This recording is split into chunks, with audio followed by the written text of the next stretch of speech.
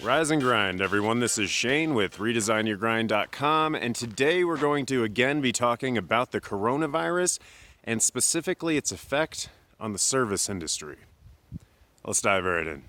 So in America right now, we're having a massive panic over the coronavirus, and I talked in the last video about its effect on the stock market and what my opinions were on what you should be doing with your stocks and how you should be handling this panic. If you'd like to watch that video, I'll go ahead and put an annotation in the video right here, and you can go ahead and check that video out.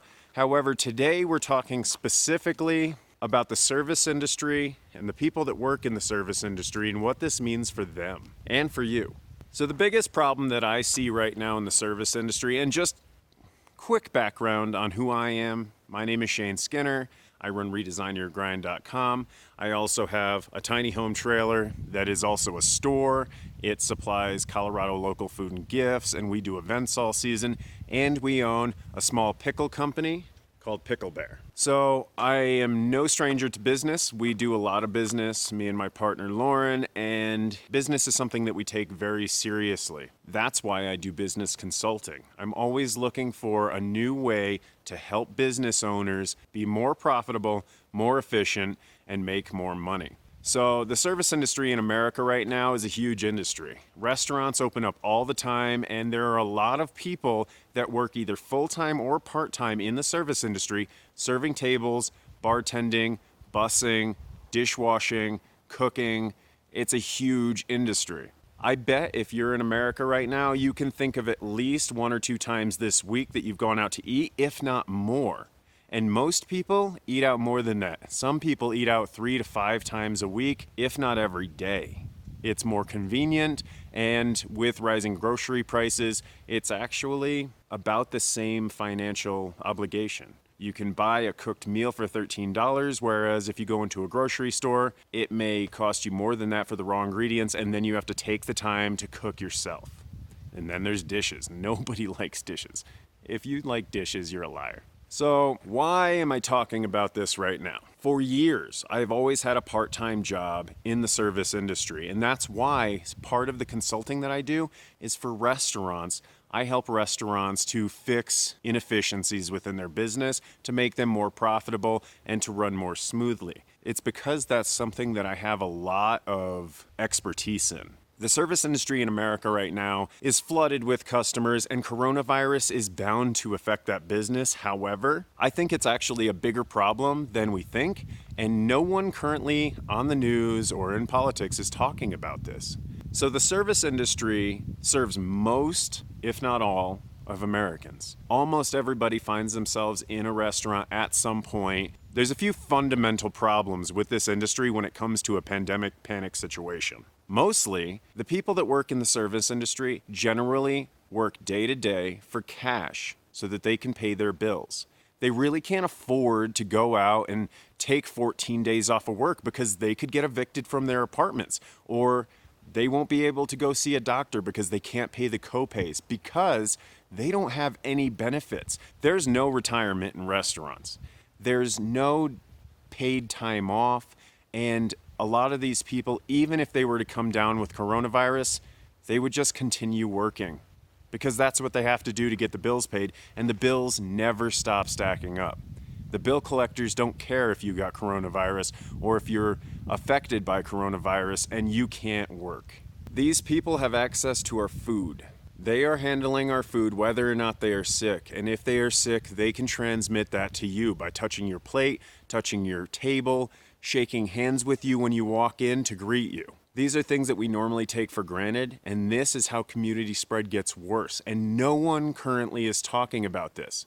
In my opinion, having been in the service industry on and off for 15 years plus, in between my other side gigs, I think that you are most at risk right now when you're out and about at a restaurant. And the reason that I say that is because these people can't take time off. They can't afford to. And even if they could afford to, a lot of them don't have medical benefits, so they're not going to go get tested for coronavirus. And a lot of them are in the younger age brackets, so they're not as worried as, say, some of you that are in your 50s, 60s, and 70s. Yes, The news media has been telling you that if you're older or if you have an immunodeficiency disease, that you could be more at risk. And they're absolutely right. However, when most of the people serving your tables or preparing your food are in their 20s and 30s, those people are going to be the ones that just don't care as much because they know that they're more likely to get the disease, have it pass, and move on with their lives. But the big problem with that is they could be a huge part of community spread for this disease, and that doesn't help anybody. Last night I watched Jared Polis. I live in Colorado, so I watched Jared Polis, he's our governor, talk about the disease, and I also listened to what President Trump said last night as well. And they are mirroring a lot of each other's thoughts, which is a good thing. You want consistency in your government. However, no one mentioned the service industry or the impact that it could have on community spread in America. And I think that that's a big problem because the service industry is probably the single largest factor in terms of what we do daily in our lives that could contribute to community spread. Already we are seeing most of the major sports cancel their seasons, cancel all games. Even the Olympics is at risk right now.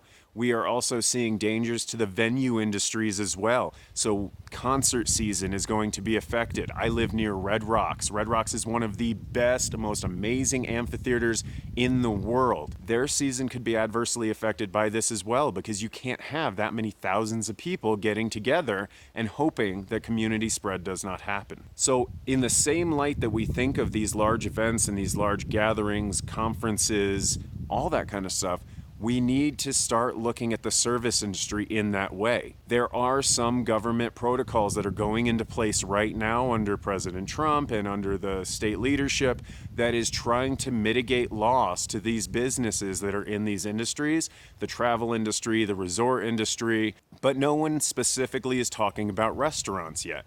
And restaurants may be the largest contributor to community spread, in my opinion, because we are more liable to go to one of these industries, one of these businesses, to go get food almost every day. Some of us never cook for ourselves. Millennials especially, we are more apt to go out and spend $10 or $12 on a meal than we are to go grocery shopping, cook for ourselves, do the dishes, or allow food to spoil in our fridges. This is a big problem, and I really think it needs to be addressed, and I just wanted to bring this up right now. If you are in the service industry, you really need to be careful right now because, yes, we know that you may not have the same health benefits that somebody in the corporate world may have. And a lot of companies do not offer health, dental, eye, PTO, 401k, all those kind of benefits right now.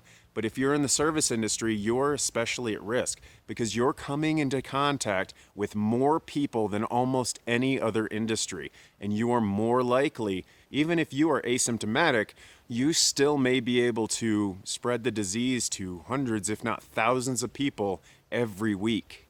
And that's a big deal because that's how we're going to see these numbers climb, is by not paying attention to things like this. Please, please share this content to anyone in the service industry because they need to start thinking about the actual ramifications of what this could mean for them, their job, and their financial security right now.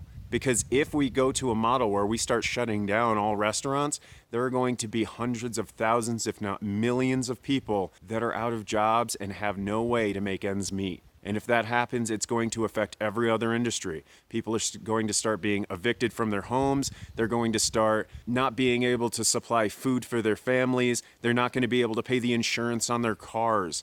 This is a big problem, and it's not being addressed, as far as I can tell, even after having done some research into the area online, by anybody. Not politicians, not businesses, World Health Organization, nobody.